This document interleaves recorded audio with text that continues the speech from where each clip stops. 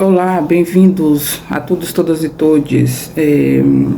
Vendo as redes sociais do advogado Marinho Soares, que é um dos grandes advogados da Bahia, negro, mas, sobretudo, ele é um ativista, né, que vem aí engrossando, na verdade, essa luta antirracista, como os vários outros negros pela Bahia e pelo Brasil.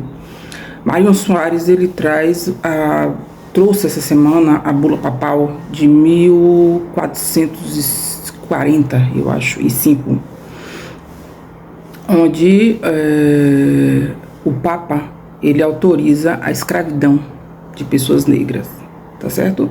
Que sim, Portugal, ele tinha direito de sequestrar e trazer pessoas negras para o Brasil, né?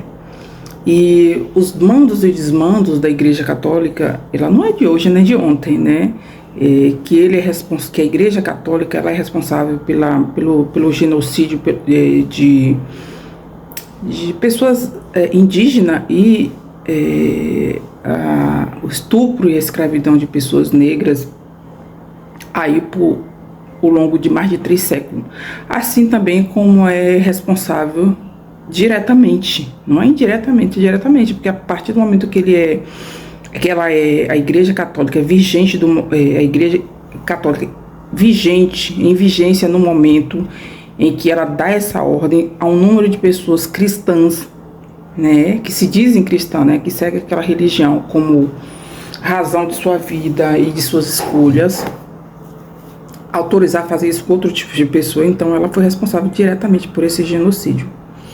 Mas não só isso, também, recentemente uma amiga minha me ligou dizendo assim: poxa, eu trabalho numa farmácia e um padre de Salvador me pediu um preservativo e uma camisinha. Ele, sendo uma pessoa pública, não sabia quem eu era, mas eu sabia quem ele era. E comentando para uma católica de classe média, ela disse: poderia não ser para ele, né? E eu disse para ela: ainda que não fosse para ele, né? Como um homem cristão, como uma pessoa pública de igreja, ele jamais poderia dar esse falso testemunho. Mas é para dizer o seguinte: isso é muito comum dentro da igreja. E também a igreja, ela recebe proteção pelos seus erros.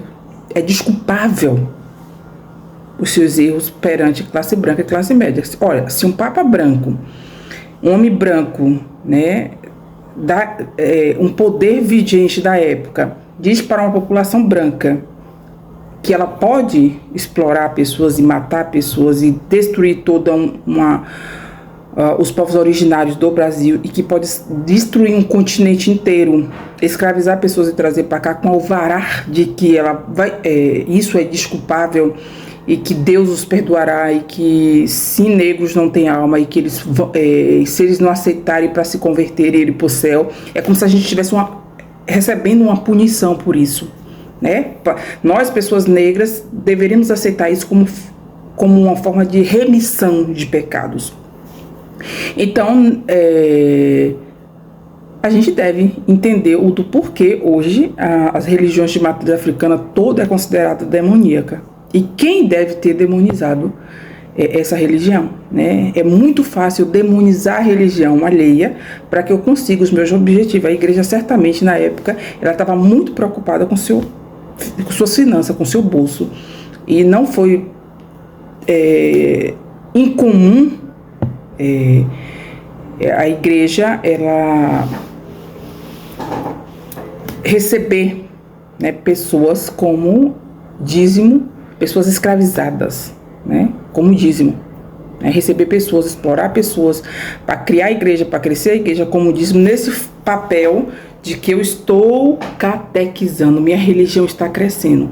E dessa forma eu amedronto pessoas negras, dizendo que elas vão para o inferno, que a religião de matriz africana era do demônio, que os orixás eram do demônio. Toda forma de culto da igreja